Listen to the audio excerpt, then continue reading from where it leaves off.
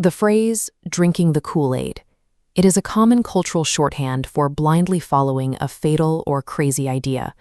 But the historical event behind that idiom didn't involve Kool-Aid. It was a grape drink called Flavor Aid.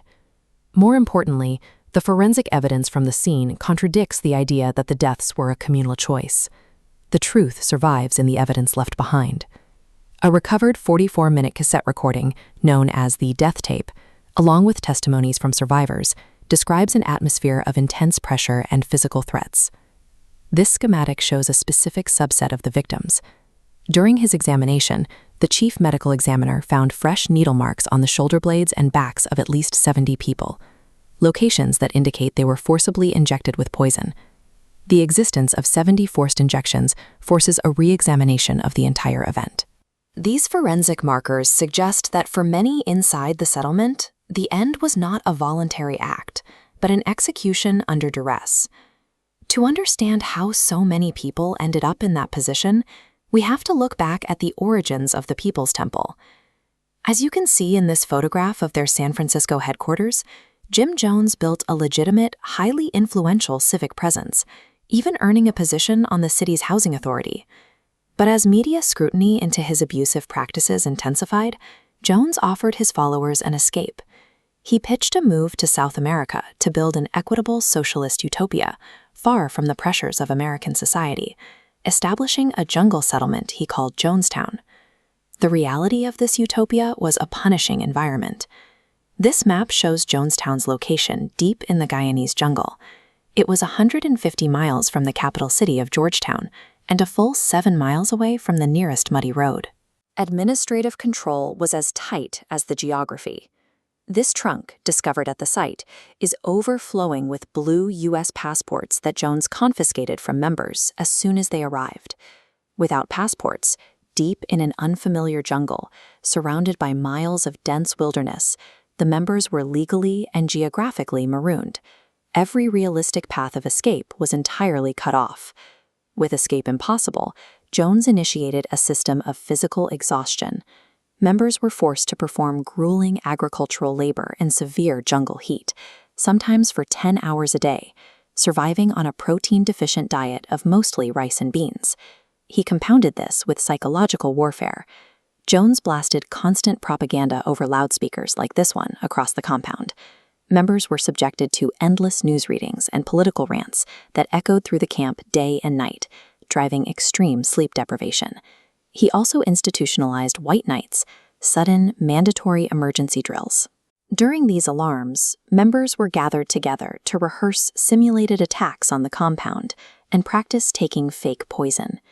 These drills were designed to test their loyalty under extreme, manufactured duress.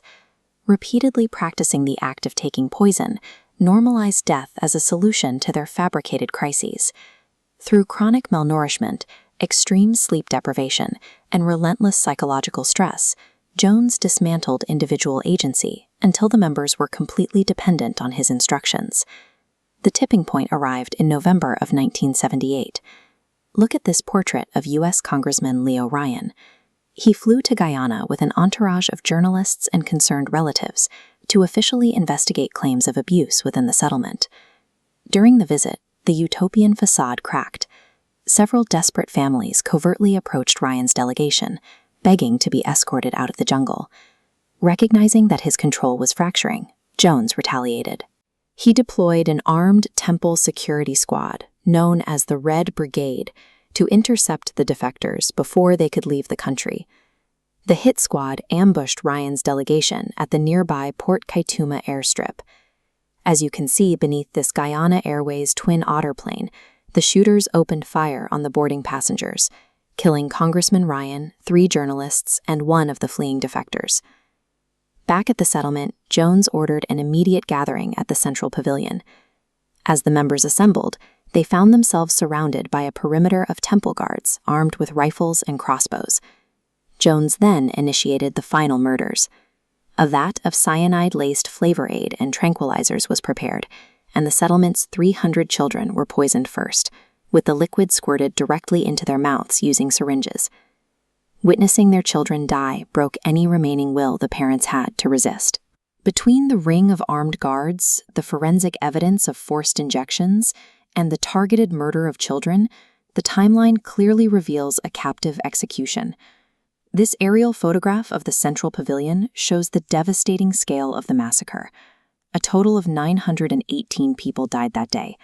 Only a tiny handful survived, primarily by playing dead in ditches or hiding under beds until the killers had finished.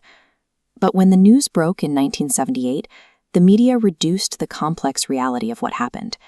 Major magazines used the label "Cult of Death" on their covers, portraying the victims as willing fanatics rather than prisoners. This reductive framing entirely erased the reality of their captivity. It spawned the phrase "drinking the Kool-Aid," which mocks hundreds of murdered people as if they had simply thrown their lives away on a whim. The true horror of Jonestown is much more mechanical. It serves as a profound historical warning about the architecture of totalitarian micro-societies and how human psychology can be manipulated through isolation and sheer physical exhaustion. The victims of Jonestown were 900 isolated captives whose survival instincts were systematically hijacked by a leader they could not escape.